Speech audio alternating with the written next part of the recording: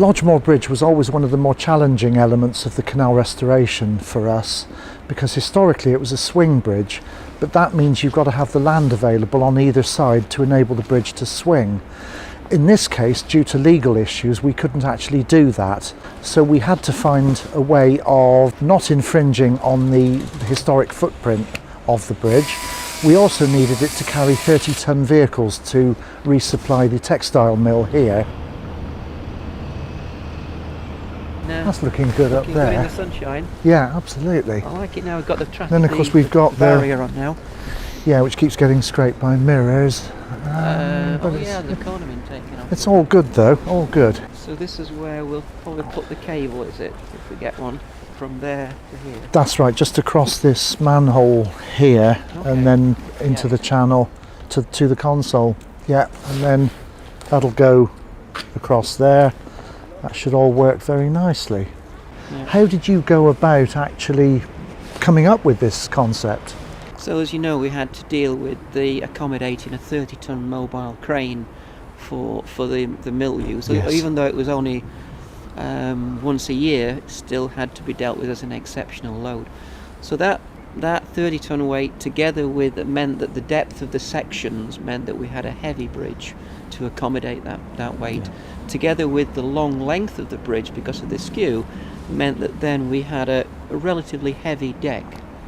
Now, the footprint problem that we talked about earlier, that gave us the issue of can we have a traditional 2 counterweight bridge? No, we couldn't. We had to do it all on 1 counterweight, which we did. But the challenge was how much counterweight can we get in there in that single arm? And of course, what we all agreed we wanted to do was to achieve a manually operated bridge, which we did. But I think it's given us some challenges, but we always built in the option of being able to electrify this bridge. Right.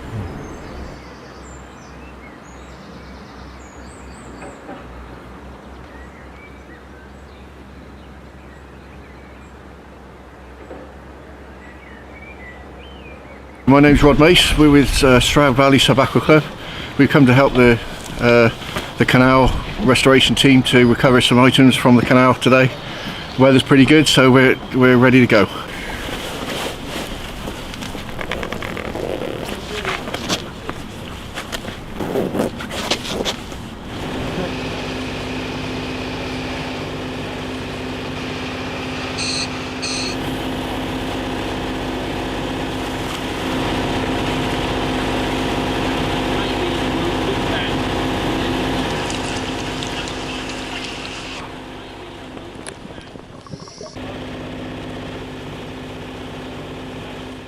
With barge Samson and its hydraulic crane moored to the rebuilt wharf, this submerged dinghy is recovered for its owner.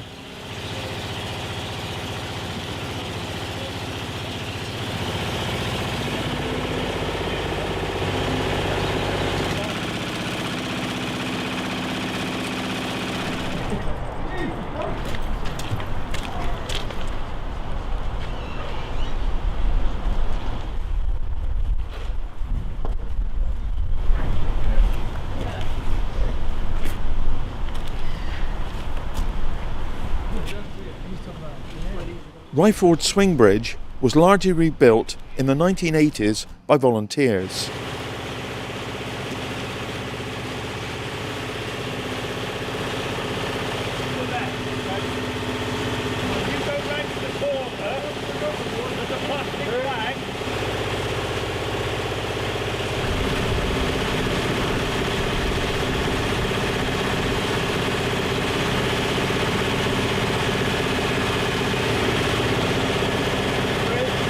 Time and heavy boat traffic have dislodged and damaged some of the coping stones on the bridge pier, and a diving team are able to find and recover them safely.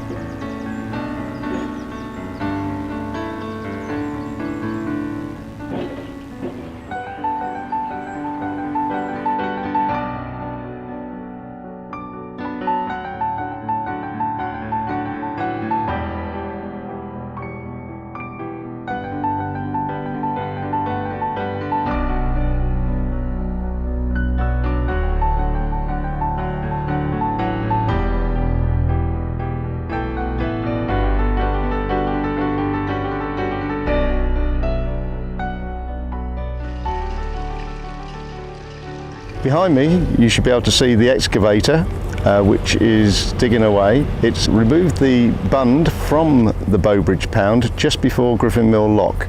It has now allowed a net 2 supporting the dredger number 5, which some people call Augusta's Gloop, and 2 hoppers to come through the lock.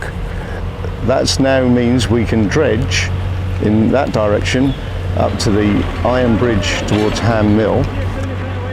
Was a technology teacher in a local school, Thomas Keeble, up until 2 years ago, and decided to get involved with the canal through operating first of all on the tug.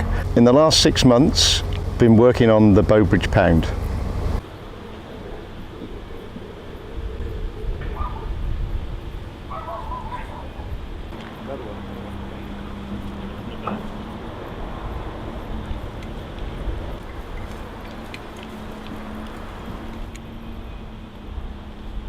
My name's John. I've been with Andrew's team since January, where I came across from the tug team and somehow, instead of pulling barges, ended up digging out the silt with Andrew and his band.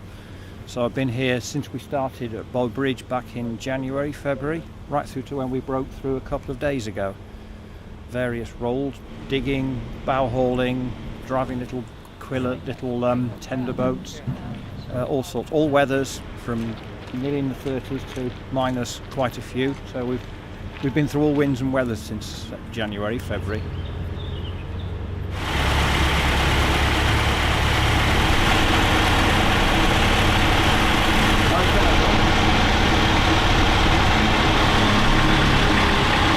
Keep going.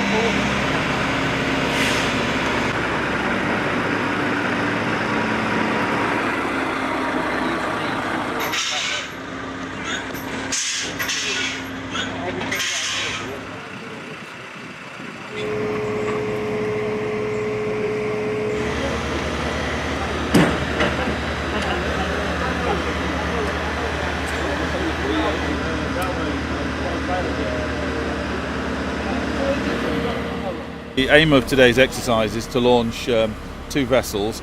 Patricia, which is new to the canal, belongs to Stroud Valley Canal Company. It's a spud-legged dredger, and it's been worked on for the past several months down at the Western Depot of the Canal Trust to get it ship-shape for launch today. Patricia's an ex-British Waterways spud-leg dredger. It was originally built in 1965, refurbished in 1999. We took possession of her at the end of last year. Since then we've had her in the car park at Eastington Depot, and we've done a major amount of work to it. We've had to renew all of the hydraulics on the spud legs, which took many weeks to actually get the pins out that hold it all together, because they were all corroded in. We've given it thorough painting to give it the nice SVCC colour scheme. We've fitted out the facilities cabin ready to give the people some comforts when they're dredging in the winter, and basically gone through and renewed everything that looked worn, tired, ugly. So, and here we are today, the day that we've launched it. We're all a little bit nervous, make sure it's going in properly, but everything seems okay at the moment.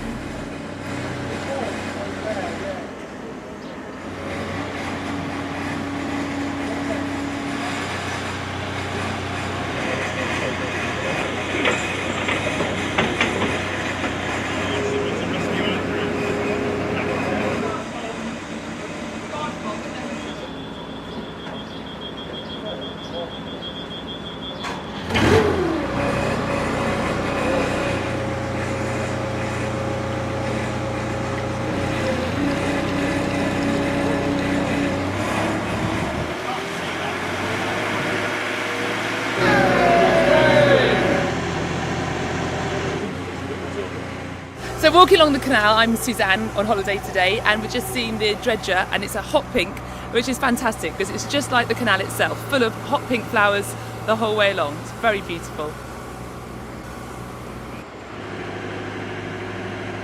The guys are getting ready to launch the second vessel, which is a new tug, a second tug for the Trust. Again, it'll be in the purple livery of the Stroud Valley Canal Company, and that's named Margaret. That will supplement the existing tug Goliath in moving barges, mud hoppers around the entire canal.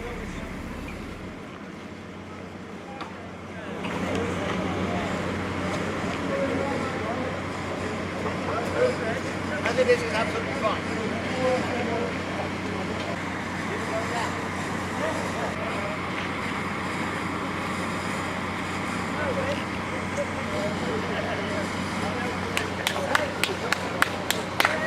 Hooray!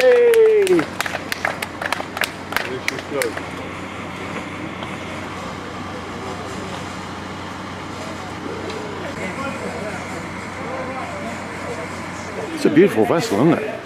Oh, it's a neat little thing, yeah. Yeah, Love it.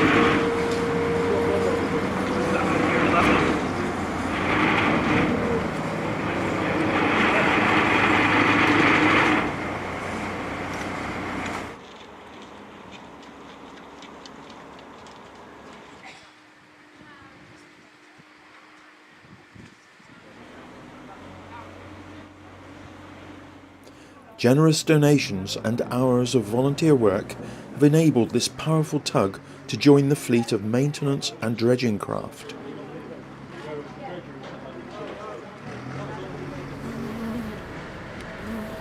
Docklock is the second in the 5-lock flight which raises the Stroudwater from the Severn Vale.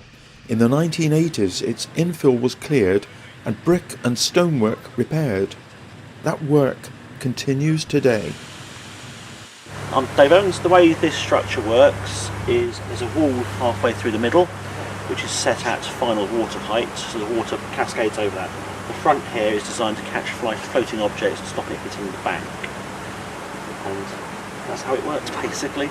It's got a big concrete roof on it with some access fence in it and some chambers you can access the back for future maintenance. There's 2 of these. No, it's all going to be taken out once the concrete's come out.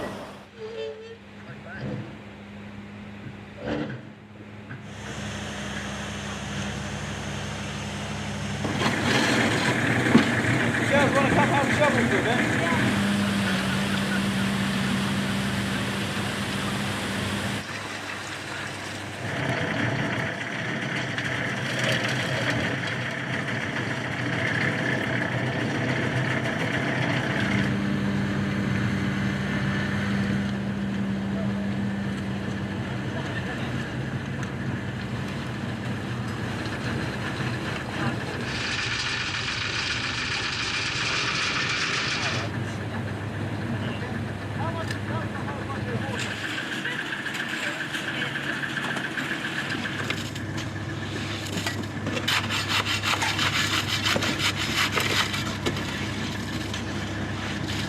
I'm Emily, and this is... I'm Georgie. Yeah, we've been working on the canal for our DOV residential for Gold Duke of Edinburgh, and it's been such a blast actually. We didn't know what to expect when we came. but we have been pleasantly surprised and we've learnt so many new skills. Yeah, they let us loose on power saws and everything, and we've been doing cement, and what else did we get up to? Well, we started working on this weir for the canal, and when we started off, it was just sort of a concrete block with a couple of bricks blocks on yeah. it. And now we've built it up, done all the carpentry formwork, and now this is our last day cementing the roof, and we're really proud to finish it off. Yeah, and Dave, who has sort of been leading the group, said that he'd send a picture in November when I think they take off all the formwork. Yeah, and it'll be all done, and it's all been within a week. Really. Yeah, it's really, really so quick. rewarding. Yeah, it was incredible actually. Okay, look at the camera, please. Smile. That'll be everyone, and then they'll be.